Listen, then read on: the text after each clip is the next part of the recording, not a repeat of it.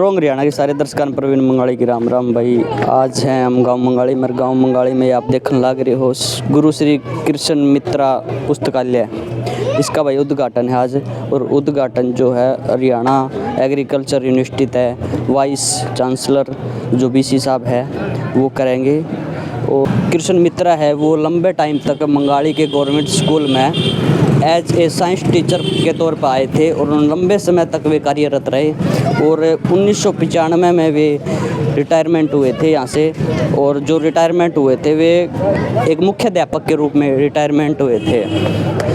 जो श्री कृष्ण मित्रा की गुरुदक्षिणा से जो मतलब कामयाब होने वाली बालक है, बहुत ऊंचे लेवल तक पहुंचे हैं। एक लंबे अरसे तक मंगाड़ी की उन्होंने सेवा की है, शिक्षा दी है। पूरी घुमा के दिखा दे कि किस तरह का जो डिज़ाइन दिया गया है, इसमें पूरे मंगाड़ी गांव का सहयोग है, और ख़ास करके सुरेश बदानिया जो है उन्होंने तन मन धन से इसमें सहयोग किया गया है। तो रीडिंग हाल है भाई बॉयज़ के लिए।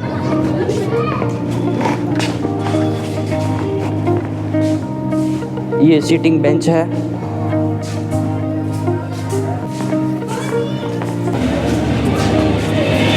ये गर्ल के लिए रीडिंग हॉल है, अलग अलग हॉल है लड़कियों के लिए और लड़कों के लिए।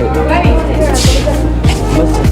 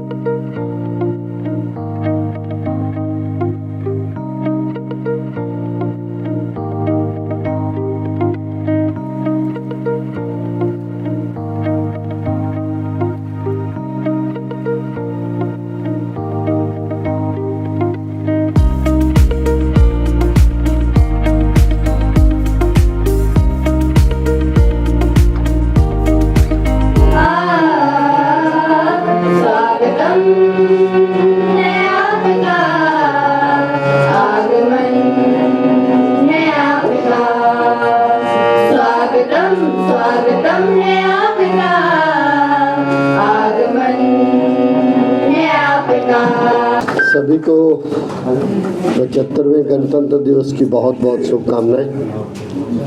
और निश्चित रूप से मैं व्यवधान डाल रहा हूँ इस इतने अच्छे कार्यक्रम में जहाँ पे इतनी अच्छी बातें हो रही हों, शिक्षाविदों के लिए, बच्चों के लिए, ग्रामीणों के लिए, हमारे सभ्य समाज के लिए, शिक्षाविदों के लिए जब बात होती है तो उस पर चर्चा होनी चाहिए।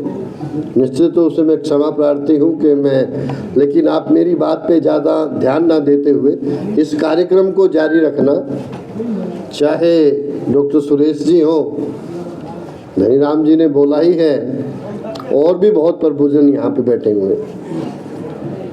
क्योंकि सबसे पहले तो मैं नमन करना चाहूँगा ऐसी शख्सियत को जिसके नाम पे आपने पुस्तकालय वाचनालय को मित्रा जी ने अपना जीवन दिया, उन्होंने एक सोच दी।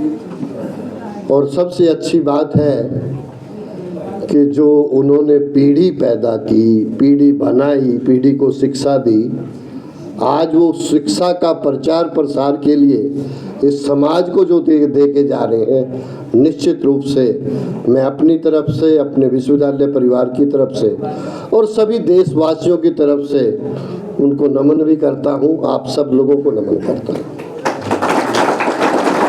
कि बहुत अच्छी बातें की गई, और अंततः ये जरूर निकल के आया कि आज सामूहिक विकास की आवश्यकता है।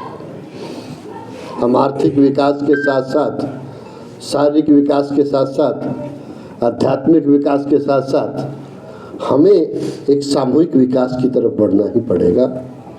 और विचारों का अच्छा होना, विचार कहाँ से आते हैं? आप अच्छा बोलने का हर आदमी प्रयास करता है ना स्टेज से कि सब मुझे सुने, कितनी भी कोई मजबूरी हो मुझे सुने, लेकिन सुनने के लिए आपके शब्दों में इतनी अट्रैक्शन तो हो कि वो बैठा रहे। वो कहाँ से आएगा? उस लिटरेचर से आता है। अभी डॉक्टर साहब ने 3 बातें बता दी कि कहाँ से शुरू हुए, शायद हमें नहीं पता था, और हम किधर जा रहे हैं वो भी बता दिया। और जो सबसे बड़ा चैलेंज है कि आज कि जब सूचनाएं बहुत कम थी तो बड़ा आसान था। आज सूचनाओं के स्रोत अखबार से मिलता है, लाइब्रेरी से मिलता है, मोबाइल से मिलता है, इंटरनेट से मिलता है। आपस में जहाँ पे 1 महीने में बात होती है वहाँ पे दिन में आज 24 बार बात होती है। अब इस सूचना को आकलन करना, उसमें अच्छी सूचना को छांटना और उस पर अमल करना, ये कितना बड़ा चैलेंज है आज की पीढ़ी के लिए। हम सब शिक्षाविदों के लिए कि एक बच्चा जो कभी 20-22 साल की उम्र में जबकि मैच्योर होता, आज उतनी मैच्योरिटी 5 साल में उसके अंदर है। अब ऐसी परिस्थिति में क्या हमारे विद्यालय, हमारे विश्वविद्यालय, हमारी लाइब्रेरी जितनी सक्षम है कि उस पीढ़ी को, जो सकारात्मक ऊर्जा की बात यहाँ पे की गई, कि उस ऊर्जा को सकारात्मक दिशा में लगाना कितना बड़ा चैलेंज है। अब ये सब कब हो सकता है? ये तभी तो हो सकता है कि जब समाज का हर व्यक्ति, जब सामूहिक की बात करते तो सामूहिक समाज भी आता है। एक सरपंच साहब यहाँ पे बहुत बुद्धिजीवी, और उनको रिक्वेस्ट भी किया गया, मुझे बहुत अच्छा लगा कि हम सारा दिन कुछ ना कुछ करते हैं, लेकिन क्या हमने कभी सोचा है कि हमारे लिए ये देश बहुत कुछ करता है? आप ये मत मानिए कि मैंने महाविद्यालय में, विश्वविद्यालय में फीस दे दी थी और मैंने तो कर्जा अदा कर दिया। नहीं, आपने ऑक्सीजन ली है, आप उस रोड पे चले हैं, आपने तमाम सुविधाएं ली हैं, तो एक समय आपका भी आता है कि आपको भी समाज को, इस देश को कुछ देना है, और वो ये देन यही है। और जब हम कुछ दे के जाते हैं तो निश्चित रूप से, आज मित्रा जी, गुरु जी भी आपने लिखा है, श्री भी लगाया, कृष्ण भी लगाया, मित्रा भी लगाया, इन शब्दों को पढ़िए आप। किसको मिलता है ये क्या आर्थिक, जिन्होंने अर्थ बहुत है उनको मिल गया है? नहीं मिला। ये जन्म जन्मांतर तक चीज आगे चलेगी, और इसको देखते हुए कितने लोगों को प्रेरणा मिलेगी। यदि आज हम ऐसा कर पाएंगे तो मुझे निश्चित रूप से जो हमारी युवा पीढ़ी है वो हमारे लिए एक असेट है। वो यदि सकारात्मक दिशा में जाएगा तो निश्चित रूप से विकसित भारत बनेगा। लेकिन यदि उसकी दिशा और दशा को हम नहीं सुधार पाए तो निश्चित रूप से, जैसे कहा गया कि किसी अच्छा लाभ भी होता है तो नुकसान भी होता है उन चीज़ों का।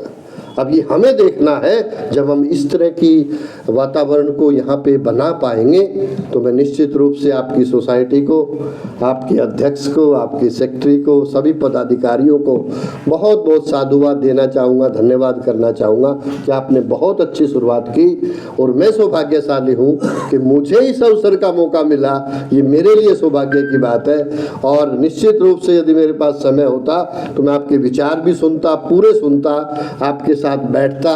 कुछ समय की हमारी इस तरह की सीमाएं रहती हैं कि हम लोगों को हर कार्य में जाना होता है, लेकिन फिर भी 11,000 रुपये की किताब इस लाइब्रेरी में मैं अपनी तरफ से जरूर दान करूँगा।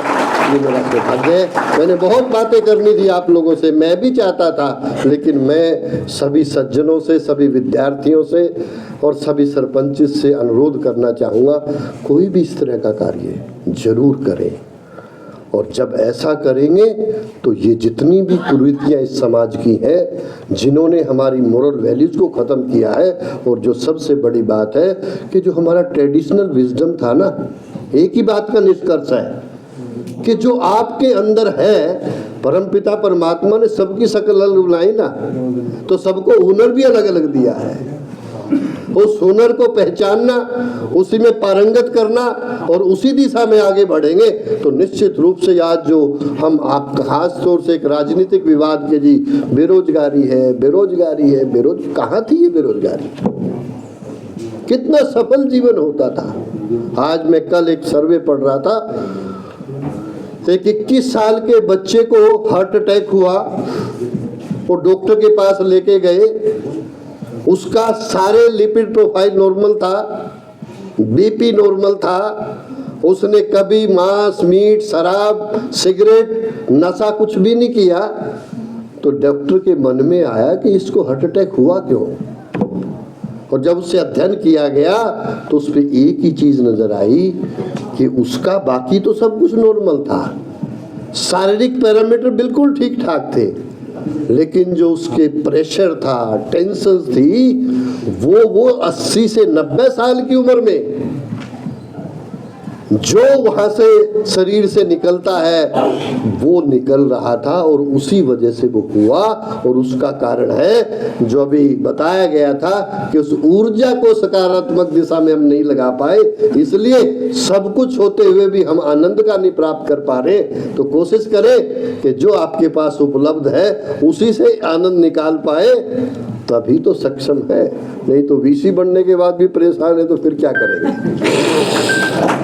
पर मैं ऐसा देखता हूँ, बहुत लोगों से बात करता हूँ, अपने विश्वविद्यालय में भी करता हूँ कि क्या चाहिए तुझे, तू भी परेशान है, नौकरी दे दिया तो घर जाने की इच्छा है, घर भेज दिया तो घर ऑफिस में भी ना आने की इच्छा है, फिर इंक्रीमेंट भी एक अलग से दे दो, मैं कितना भी दे लूँगा, कभी आपको सेटिस्फेक्शन नहीं होगा। सेटिस्फेक्शन तो जो आपके अंदर है, जो उपलब्ध आपके पास है, उसी में से खुशी निकाल पाओगे, तब ये कामयाब नागरिक बन पाओगे, और तभी समाज की सेवा कर पाओगे, और तभी भारत विश्व गुरु बनेगा। बहुत बहुत आभार। पहली पुस्तक है मैन सर्च फॉर मीनिंग, ये डॉक्टर विक्टर फ्रैंकलिन की है, मेरी फेवरेट किताब है। ये जो हॉलोकॉस्ट हुआ था हिटलर में, उनमें एक साइकेट्रिस्ट डॉक्टर भी फंस गए थे, उन्होंने वहाँ बैठ के अपना एक्सपीरियंस लिखा है कि आदमी कितने भी विपरीत हालात हों उसमें भी वो इंसानियत नहीं खोता, और उसकी लाइफ का क्या मीनिंग होना चाहिए। तो ये किताब, और एक हम कहाँ से कहाँ आए हैं, आदि मानव से आज यहाँ पहुँचे हैं, वो हिस्ट्री, द सेपियंस, ये दो किताबें मैंने अपने लिए मंगवाई थी, मुझे बहुत पढ़ी और मुझे बहुत अच्छी लगी, तो मैंने कहा इनसे अच्छा और कोई उपहार नहीं हो सकता सर के लिए। बहुत आइए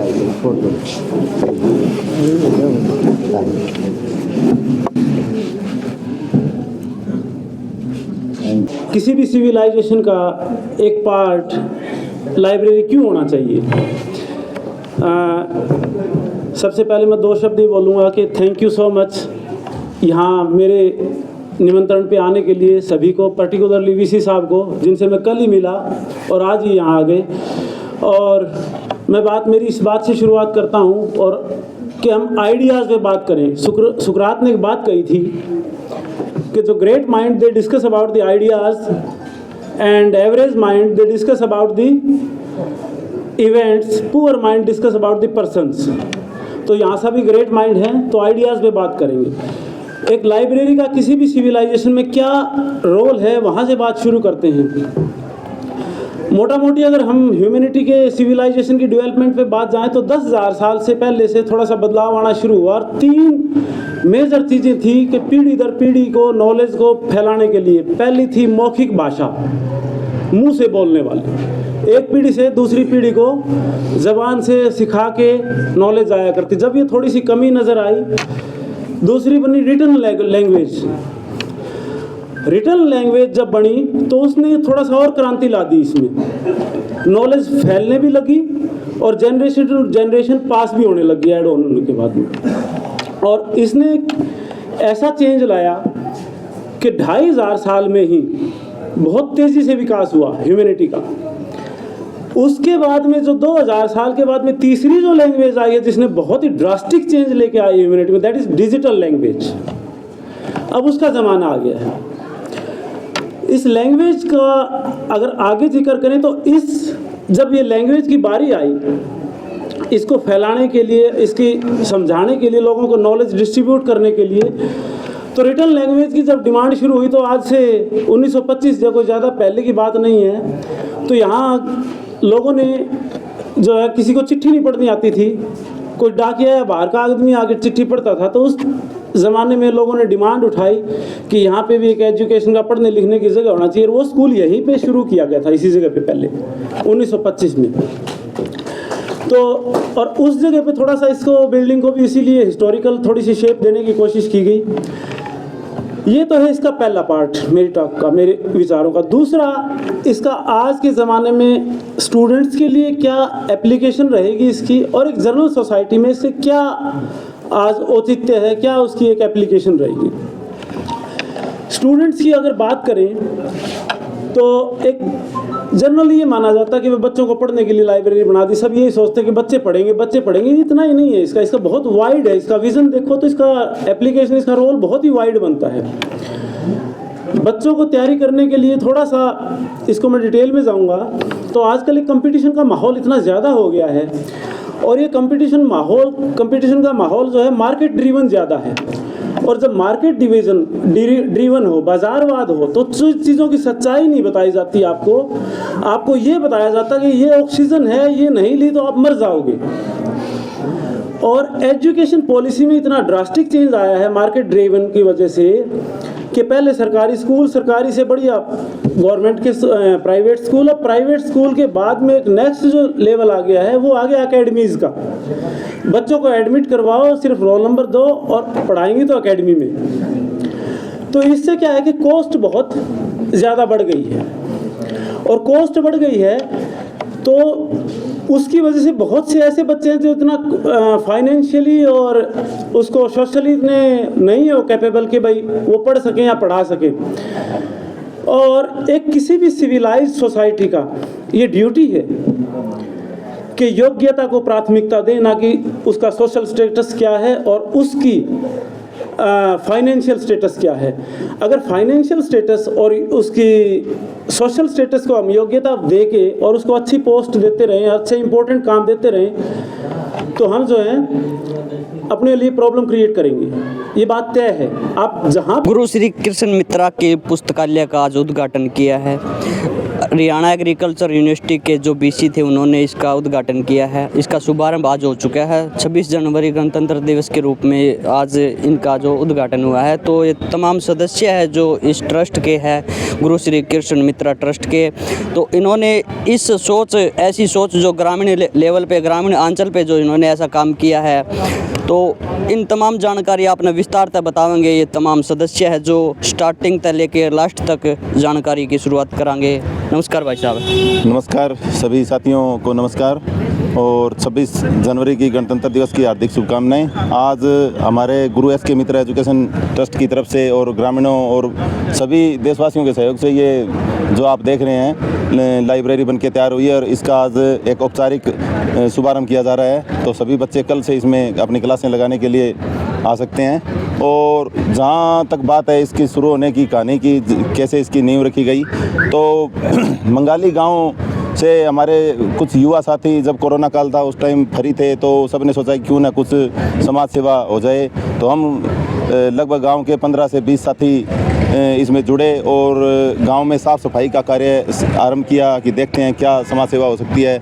इसी कड़ी में गांव की जो मेन चौराहे, गांव की जहां गंदगी थी और बहुत सी जगह चिन्हित हमने की, जिसमें आगे कार्य करते हुए जो आप बराबर में देख रहे हैं CSC हॉस्पिटल है, इसमें बहुत गंदगी फैली हुई थी। और जो इसका प्रांगण था, इसमें एक काफ़ी सालों से जर्जर भूमि पड़ी थी, जिसका कोई सदुपयोग नहीं था, ना यहाँ कोई बिल्डिंग बन रही थी। तो हमने सोचा कि गांव में सफाई करते करते एक ऐसा काम किया जाए जो सदियों तक इस गांव को याद किया जाए उसके लिए। तो हमने सब साथियों ने मिलकर एक सोच उत्पन्न की कि यहाँ एक पार्क बनाया जाए। हॉस्पिटल प्रशासन से इसकी अनुमति ली और ग्रामीणों के सहयोग से हमने ये स्टार्ट किया।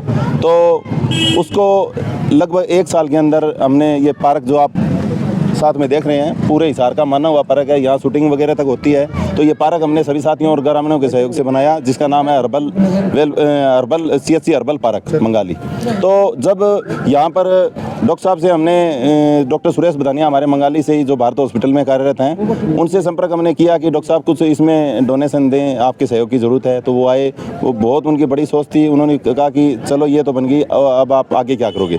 तो जहाँ ये हमने पार्क बनाया CHC में, इसके बगल में ही जो जगह थी, लगभग 1.25 एकड़ जगह है, जो बहुत इतिहास रहा है इस जगह का। यहाँ पुराने टाइम में मंगाली के एरिया में जो था, यहाँ स्कूल और स्कूल से जुड़ी गतिविधियाँ यहाँ थी, जो अब जर्जर हो चुका था। यहाँ गलत एक्टिविटी होती है, जैसे नशे वगैरह, वैसे ही रहता था यहाँ। तो हमने डॉक्टर साहब को बताया कि डॉक्टर साहब यहाँ हम एक छोटा सा कुछ आप जैसे भानुओं से इकट्ठा करके एक छोटी सी लाइब्रेरी यहाँ बनाना चाहते हैं और कुछ गरीब बच्चे यहाँ पढ़ा देंगे। तो डॉक्टर साहब का ये सपना था, हमें पता भी नहीं था कि उनकी इतनी बड़ी सोच है। वो बोले कि इसको तो आप क्रियान्वित करते हैं और बहुत बड़े लेवल पे इसको लेके जाते हैं आप सब के साथियों के सहयोग से।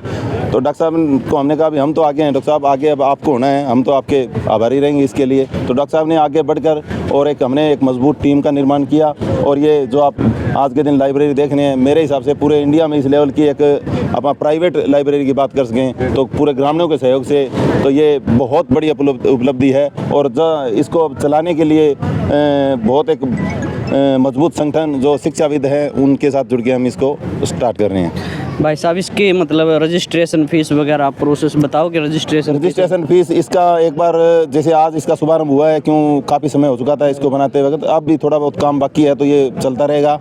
और पूरी तरह से चलने के लिए इसको लगभग 4-5 महीने लगेंगे। तो कल से बच्चे इसमें आने लगेंगे और रजिस्ट्रेशन बच्चों का चालू है।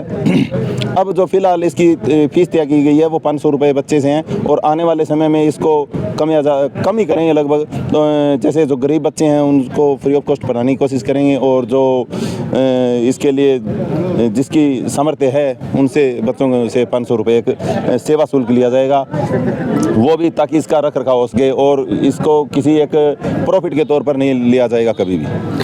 अनुमानित राशि भाई साहब कितने की लगी होगी? अनुमानित राशि इसमें 1.5 करोड़ 1.5 करोड़ रुपए इसमें लग चुके हैं और 30-1 लाख रुपए और इसमें लगने हैं। कुछ थोड़ा बहुत सहयोग इसमें सरकार का भी रहा है, बाकी इसमें 75% जो इसकी कॉस्ट लगी है वो ग्रामीणों ने और जो शिक्षा से जुड़े और जो हमारे मित्रा जी हैं जिनके नाम पर ये हमने लाइब्रेरी बनाई है, तो उनके जितने भी शिष्य रहे हैं वो 3 पीढ़ियों तक के शिष्य रहे हैं उनसे, क्यों वो बहुत काफ़ी समय से यहाँ उनका पूरा जीवन यहीं व्यतीत हुआ था। तो इनके सहयोग से ये बना है। तो थोड़ा बहुत और काम बाकी है वो हो जाएगा और 75% यहाँ सब ने, उनके जो शिष्य हैं उन्होंने और ग्रामीणों ने सहयोग किया है और बाहर से ही बहुत आए हैं, विदेशों तक से इसमें जो यहाँ से शिष्य जो कामयाब हो गए हैं उन्होंने इसके महत्व को देखते हुए बढ़ चढ़ के योगदान दिया है। धन्यवाद भाई साहब। नमस्कार जी। हाँ जी नमस्कार। सर, आप एक शिक्षक हो और एक शिक्षक का इतना आदर किया ग्रामीण के युवाओं ने, उन पे आप क्या कहना चाहोगे?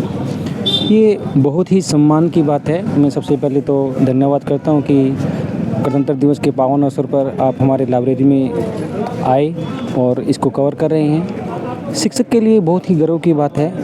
कोई भी शिक्षक जो है ये सपना संजो कर रखता है कि मेरे द्वारा पढ़ाए गए जो शिष्य हैं वो हर एक क्षेत्र में जाके अपना नाम रोशन करें, ताकि उसके नाम के पीछे जो है वो गुरु की महिमा छिपी रहती है। तो ये आज का जो हमारा जो कार्यक्रम रहा कि इसकी औपचारिक शुभारंभ, तो आज से हो गया है इसका औपचारिक शुभारंभ। और इसकी जो रजिस्ट्रेशन की बात आप कह रहे थे, इसकी सिक्योरिटी फीस रखी है हमने 2,500 रुपये। वो रिफंडेबल होगी, बच्चा जब तक आएगा तब तक तो वो हमारे पास रहेगी, उसके बाद बच्चा जब आना छोड़ देगा तो उसके वापस। और 500 रुपये इसके रख रखाव के लिए है। बाकी कोई भी एक्टिविटी यहाँ पर नहीं चलाई जाएगी जिससे कि कोई प्रॉफिट ले सके। निःशुल्क सेवा भाव से है।